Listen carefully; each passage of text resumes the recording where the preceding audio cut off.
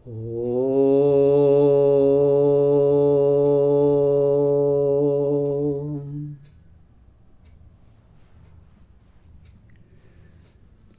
Is ours ಈ ಪುಸ್ತಕದಲ್ಲಿ ಇಂದಿನ ಆಗಸ್ಟ್ 21ರಲ್ಲಿರುವ ಈ ಬರಹ ಒಂದು ಉತ್ತಮ ಬರಹ. ಶಿರೋನಾಮೆ a grateful thought. When a news of Japanese surrender reached the US warships anchored in Apra Harbor, Guam, there was immediate activity on the bridge of each ship. As the signalmen vied with each other in hoisting their alphabet flags in clever remarks. Home by Xmas, finish were the flying from most of the halyards. We did it. It was the display from the main mast of the destroyer, and an Iowa-class battleship flew the signal for cease present exercises. Then there was a moment of strange silence amid the shrill blasts of horns and whistles as the small tug steamed up the main channel of the harbor. From her yard arm, 8 small flags spelled out the simple phrase, "Thank God! Thank God! A beggar that I am even poor in thanks." Shakespeare ಇದು under note. ನಾ ಇದು last ಓದಿದ್ದು. Beggar that I am even poor in thanks. ಓಹೋ, ಎಷ್ಟೊಂದು ಅಪೂರ್ವವಾದಂಥ ಒಂದು ಘಟನೆ. ಎರಡನೆಯ ಮಹಾಯುದ್ಧದ ಆ ಅಂತಿಮ ದಿನ. ಆ ಜಪಾನು ತಾನು ಶರಣಾಗಿದ್ದೇನೆಂಬ ಸುದ್ದಿ ಅಮೇರಿಕಾ ದೇಶದ ಯುದ್ಧ ಹಡಗುಗಳಿಗೆ ತಲುಪಿತೋ. ಅಲ್ಲೇ ಪ್ಯಾಸಿಫಿಕ್ ಓಷನ್ದಲ್ಲೇ ಸಮೀಪದಲ್ಲಿ ಆ ನಡುಗಡ್ಡೆಯೇ ಎಪ್ರಾ ಹಾರ್ಬರ್, ಗಾಮ್, ಅಲ್ಲೊಂದು ನೌಕಾದಳ ಇತ್ತು. ಆ ಪ್ರತಿಯೊಂದು ಯುದ್ಧ ನೌಕೆಗಳಲ್ಲಿ ಆ ಡೆಕ್ಕುಗಳ ಮೇಲೆ ತಕ್ಷಣವೇ ಕಾರ್ಯಚಟುವಟಿಕೆ ಪ್ರಾರಂಭವಾಯಿತು. ಎಂಥದ್ದು ಪ್ರಾರಂಭವಾಯಿತು?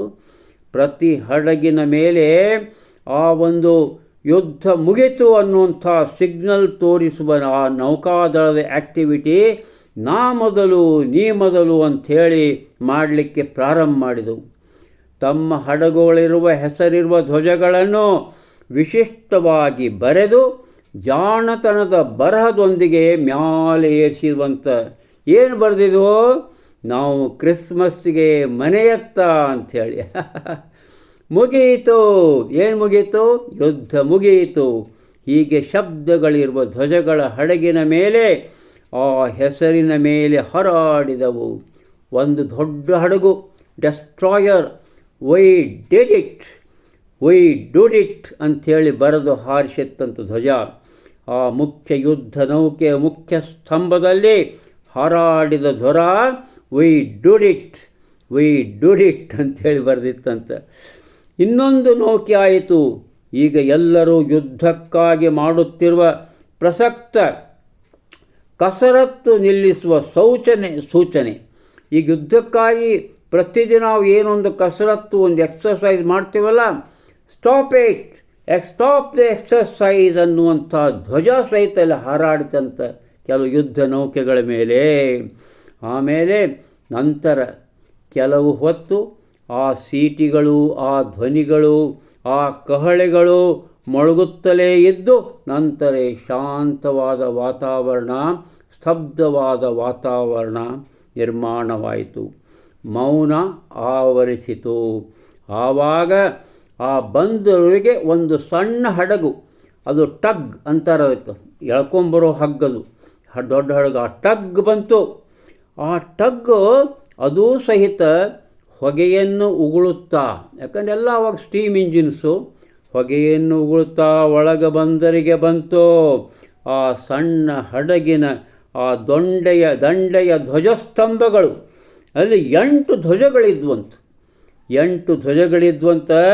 ಅವುಗಳ ಮೇಲೆ ಬರೆದಿರಿಸಿದ ಸರಳ 2 ನುಡಿಗಳು. ಬರೆದ ಸರಳ 2 ನುಡಿಗಳಿವು. ಏನು? ಥ್ಯಾಂಕ್ ಗಾಡ್, ದೇವಾ ನಾವು ಕೃತಜ್ಞರು, ದೇವಾ ನಾವು ಕೃತಜ್ಞರು. ಎಷ್ಟೊಂದು ಅದ್ಭುತವಾದಂಥ ಒಂದು ಘಟನೆ. ಆ ಘಟನೆ ಎಂತಂಥ ಘೋರವಾದ ಯುದ್ಧ ನಡೀತಾ ಇತ್ತು. 2ನೇ ಮಹಾಯುದ್ಧ, ಘೋರವಾದ ಯುದ್ಧ. ಆ ಯುದ್ಧದೋಗ ಪಾಲ್ಗೊಂಡಂಥ ಯುದ್ಧ ನೌಕೆಗಳು, ಸೈನಿಕರು ಎಲ್ಲರೂ ಕಡೆಗೇನು ಹೇಳ್ತಾರೆ? ಥ್ಯಾಂಕ್ ಗಾಡ್, ಯುದ್ಧ ನಿಂತು ಅಂತೇನು ಹೇಳಿ ಆ ಧ್ವಜವನ್ನು ಹಾರಿಸಿದರಂಥ ಇಂದು ಅಪೂರ್ವವಾದ ಬರಹ ಇದು ಅಂತ ಹೇಳುತ್ತಾ ಇಂದಿನ ನಿವೇದನೆಯನ್ನು ಆಮೇಲೆ ಕೆಳಗಡೆ ಒಂದಿದೆ, beggar that I am even poor in thanks. ಎಷ್ಟೋ ಸಾರೇ ನಾವು ಭಿಕ್ಷುಕರಾಗಿ ಬಿಡ್ತೀವಿ. ಏನು ನಮಗೆ ಸಹಾಯ ಸಲ್ಲಿಸ್ತದೆ, ನಮಗೇನು ಒಂದು ಸಹಾಯ ಬರ್ತದೆ, ಏನೊಂದು ಕೃಪೆ ದೋರ್ತದೆ, ಆವಾಗ ನಾವು ಥ್ಯಾಂಕ್ಸ್ ಅಂತ ಹೇಳುವುದೇ ಇಲ್ಲ.